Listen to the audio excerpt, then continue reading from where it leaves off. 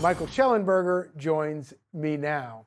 You know, we're used to seeing a lot of incestuousness in the news business, and I know you have witnessed this too, but all of this is getting a little bit rich at the moment, isn't it?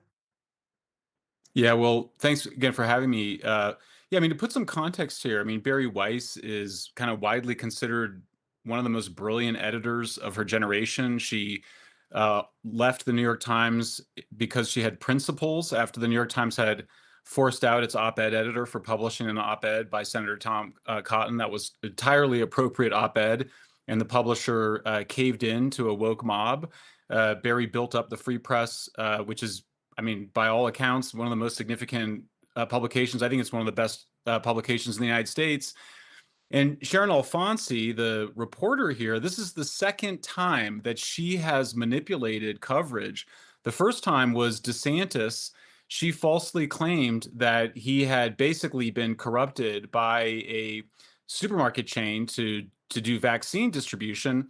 Every left-wing fact checker criticized her in that segment. Uh, you know, the PBS broadcaster, which is very left-wing, they criticized it. It was a terrible hit piece on DeSantis.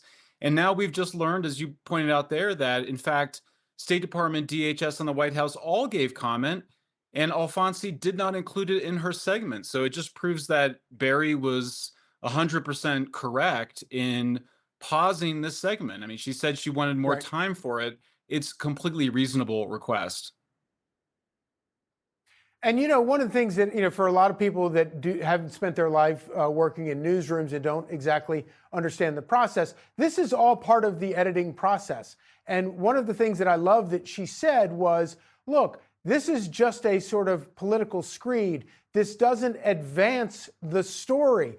And of course, in every sort of newsroom meeting you ever have, the most important thing an editor does is looks at the story, and he or she says, this doesn't advance the story. And so kudos to her for recognizing that. Well, yeah, that's right. And I mean, look, I think these reporters, they're acting very entitled. 60 Minutes has a famous reputation, but in fact, has made a series of errors over recent years, a number of false Right. statements, false claims. The most famous was Dan Rather. So, and I mentioned Alfonsi, but also you mentioned the Hunter Biden laptop. They falsely claimed that they couldn't verify the laptop when, of course, it would have taken a few hours to do so. They had the Right. receipt from the FBI. The New York Post published that story. So I just think Bari was courageous in pulling a piece. She knew it'd be controversial with her staff, but those 60 Minutes reporters are acting like a bunch of entitled children. And I think they need to be put in their place. And if, they obviously don't respect Bari. And so I think the question now is Right. just whether those folks can stay at 60 Minutes given their bad behavior. And it is remarkable because every time they make a miscue, make a mistake, or do something that seems intentionally wrong, it's always going in the same political direction. Michael Shellenberger, thank you so much for joining us, and Merry Christmas and happy holidays.